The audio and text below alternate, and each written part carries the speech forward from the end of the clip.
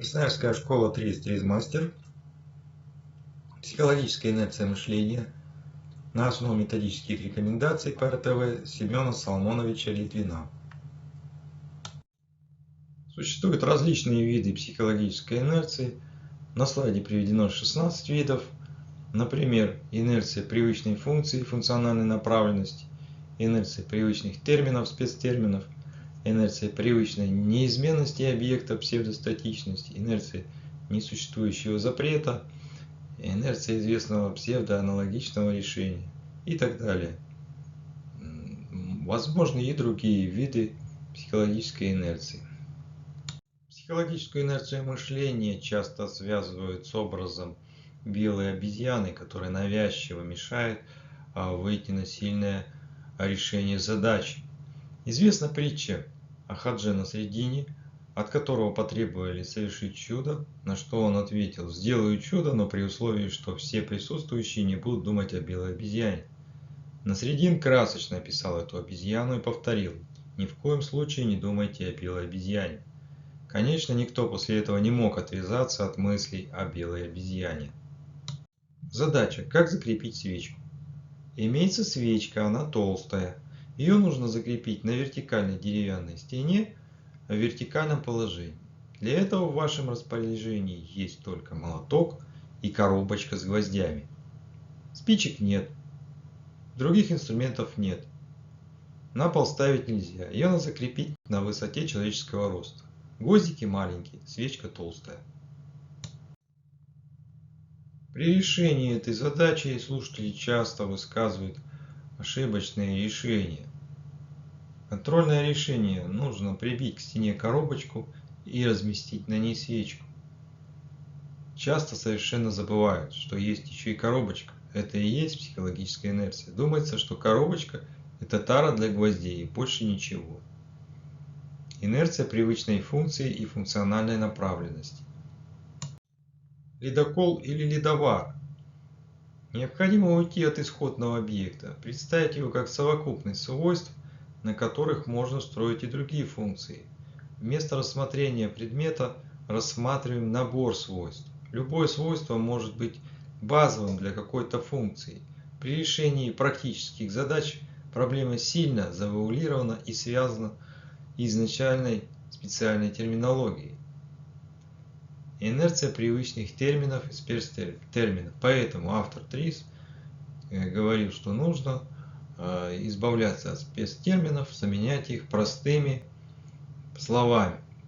Например, перемещалка, держалка, разбивалка и так далее.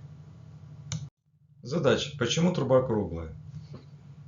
Нужно перекинуть через широкое ущелье трубопровод. Посчитали, казалось, что трубопровод будет провисать. Недостаточно жесткости. Опоры ставить дорого. Как быть? Здесь скрыта инерция привычной внешней формы. Если слышится труба, то обязательно она круглая. Возможные решения: труба с двутавровым сечением. Прочность такой трубы выше, чем круглой. Второе. Конструкция из 3 труб, соединенных треугольником. Инерция привычной внешней формы. Найти лампочку. В комнате имеются 3 электрические лампочки. В прихожей расположены 3 выключателя. Каждый включает одну лампочку. Нужно зайти в прихожую и произвести любые действия с этими выключателями так, чтобы потом, заглянув в комнату один раз, абсолютно однозначно установить, какой выключатель соответствует какой лампочке. И здесь психологическая инерция связана с тем, что вы помните об одном свойстве. Это свет лампочки. На самом деле горящая лампочка имеет скрытое свойство, она нагревается. Ответ: одну не включать, другую включить, а третью включить, подержать и выключить. После этого зайти. Одна горит, вторая не горит, а третья она теплая.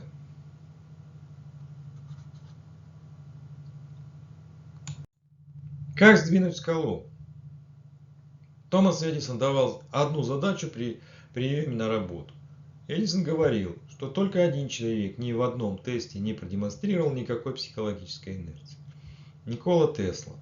Все остальные, включая Эйнштейна, очень даже попадались на эти задачки.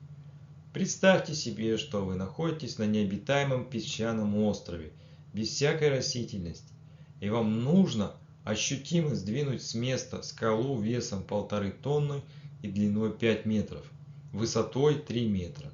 Как это сделать, если учесть, что у вас нет никаких подручных средств, ни лопаты, ничего подобного?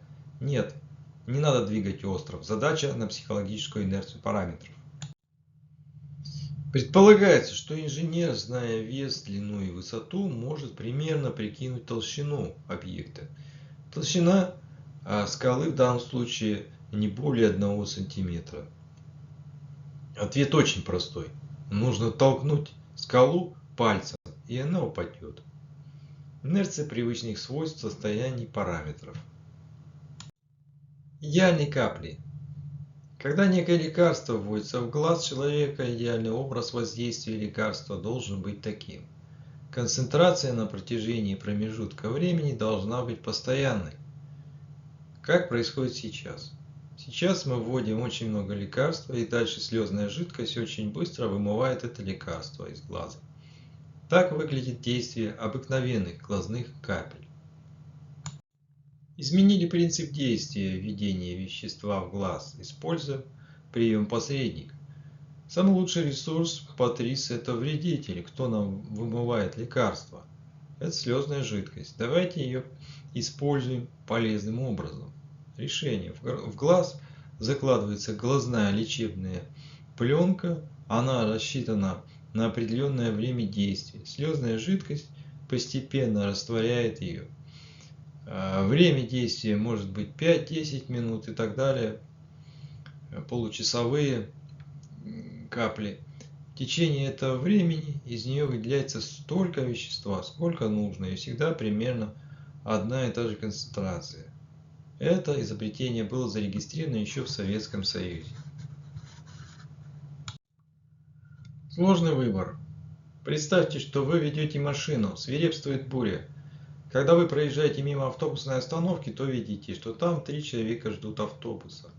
Старушка, которая выглядит, как будто ей очень-очень плохо. Ваш старый друг, который когда-то вам спас жизнь. Ваш идеал спутника жизни. А вы по условию задачи одиноки. Женщина вашей мечты, если вы мужчина, или мужчина вашей мечты, если вы женщина. Вы можете взять с собой только одного пассажира. Как решить ту задачу с наибольшей пользой для всех участников? Будьте оптимистичны.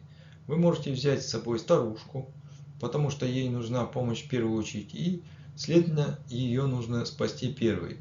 Или вы могли бы взять старого друга, потому что вы перед ним в долгу, он когда-то спас вам жизнь. И это отличная возможность вернуть ему долг. Однако вы можете больше никогда не встретить свой идеал спутника жизни, о котором вы мечтали всю жизнь. Контрольный ответ. Посадить друга за руль и отправиться старушкой. Самому остаться со своим спутником жизни. Инерция привычного действия. Иголка, которой нет. Часто люди привыкают к тому, что объект всегда такой, каким его привыкли видеть. Он почти не меняется, а ведь внешние обстоятельства применения почти всех объектов меняются. Идеальная иголка – это иголка, которой вообще нет, а ее функция выполняется. Для сшивания человеческого тела используется специальная нить, конец которой каждый раз металлизируется, и оператор шьет самой ниткой. Иголка – это сама нитка. Задача: где взять лишний вес? Космический аппарат Венера-12. Когда готовился очередной 12-й запуск аппарата этой серии в конструкторское бюро, которое готовило этот полет, пришел молодой человек с письмом, подписанным 2 академиками.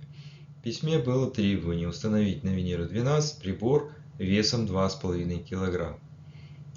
Сотрудники отреагировали следующим образом. Да вы что, с ума сошли? Все уже было подготовлено к полету и рассчитано до грамма. Молодой человек, как хотите, вот подпись. Стали думать и гадать, как же впихнуть туда 2,5 килограмма. И тут впервые провели такой функциональный анализ. Рассмотрели каждый элемент конструкции, зачем он, какую функцию выполняет. И наконец дошли до платиново-иридиевого стержня весом 12 кг. Обратились к соответствующему инженеру, тот объяснил, что такие стержни стояли на предыдущих 11 приборах. Оказалось, что функция этого стержня фиксировать центр тяжести аппарата Венера в определенной точке. То есть стержень должен просто весить. Следующий шаг был такой: поставить этот прибор и еще несколько приборов, только разместив их так, чтобы центр тяжести остался на том же самом месте. Оказывается, они запускали аппараты со стержнями напрасно. Горячая пицца. Как уменьшить вредные взаимодействия и теплопередачу, чтобы пицца не остывала в коробке? Если пицца будет висеть в воздухе, тогда вообще не будет прямой теплопередачи, так как конвекционная теплопередача гораздо хуже, чем прямая.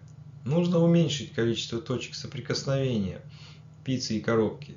А что если дно коробки сделать с выступами, на которых будет держаться пицца, не касаясь всей плоскости дна? Переход от плоского взаимодействия на дне коробки к точечному дал потрясающий эффект. Тепло в новой коробке удерживается в 3,6 раз дольше. Инерция привычного измерения.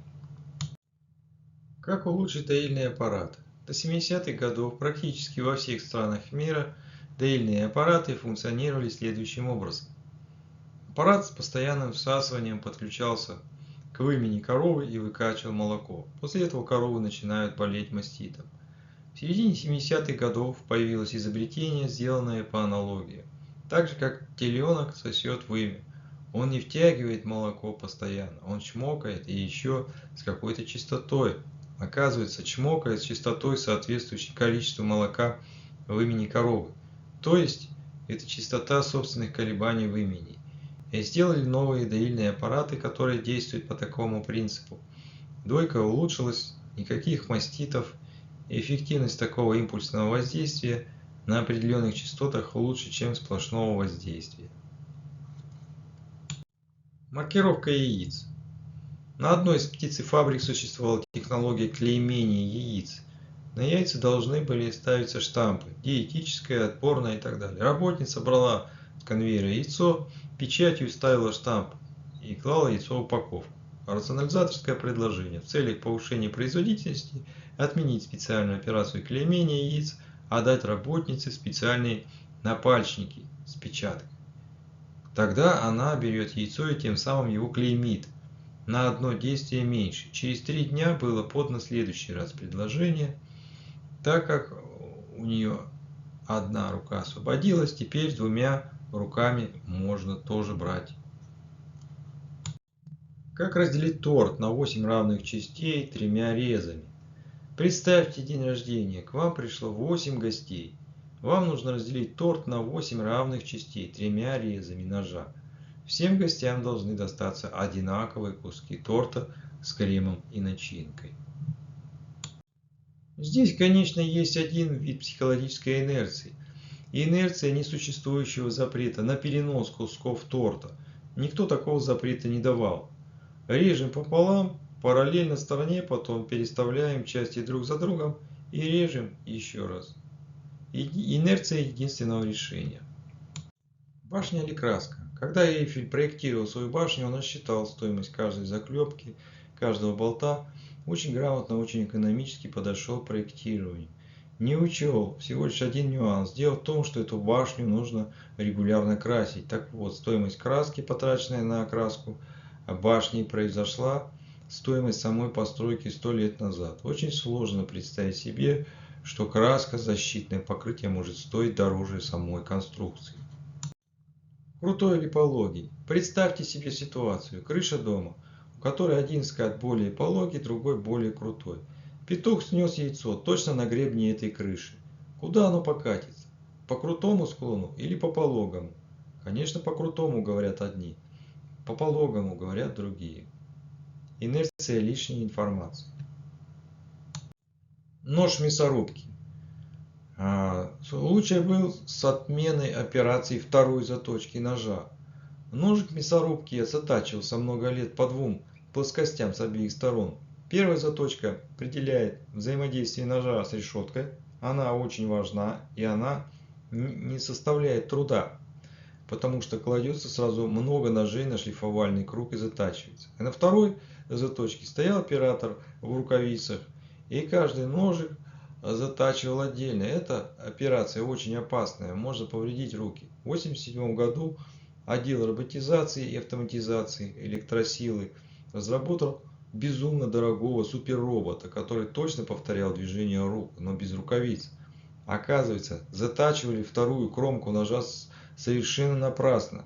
Ножи для мясорубок выпускались с довоенного времени методом литья и когда-то лили в земляные формы, поэтому получалась неровная кромка с дефектами и естественно все это нужно было выправлять. Разделите квадрат на 4 равные части как можно большим количеством способов. Часто инерция связана с решенной ранее задачей, которая вам кажется внешне похожей. Оказывается, задачи похожи только по внешнему виду, а на самом деле задача имеет другую природу. Инерция известного псевдоаналогичного решения. Деление квадрата на 4 равные части начинается с простых способов по вертикали, по горизонтали, крест-накрест, по диагонали.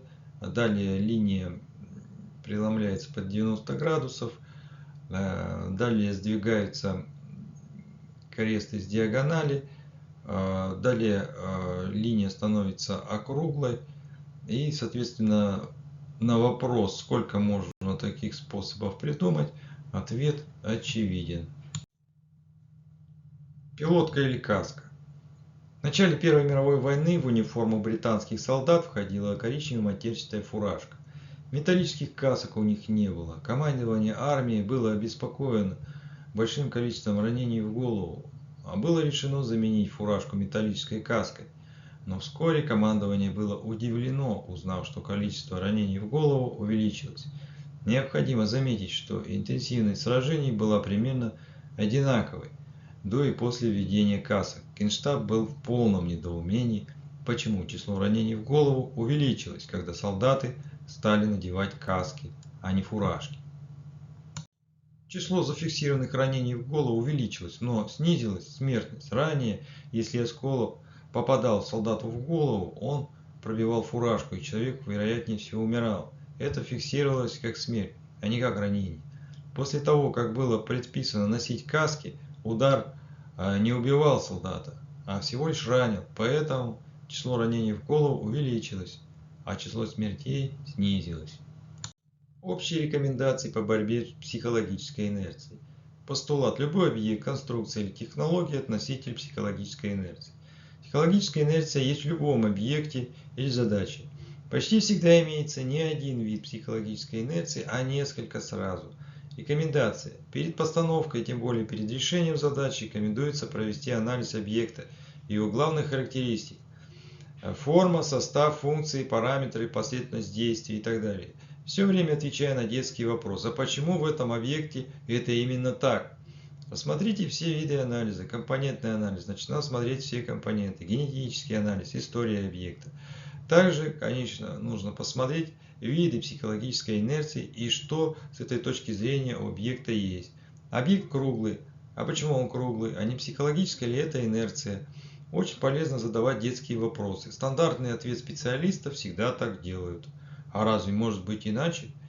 Иногда такие вопросы вызывают ступор у заказчика. А как можно по-другому? Примечание. Для сознательной борьбы с психологической инерцией рекомендуется раскачивать привычный образ объекта, мысленно его изменяя по каждому из видов психологической инерции, отвечая при этом на контрольные вопросы. Как при этом меняется задача? Какие при этом появляются новые ресурсы? А если изменить размеры? А если изменить форму? Если поменять цвет? А если это будет не на стадии использования, а на стадии хранения? И так далее.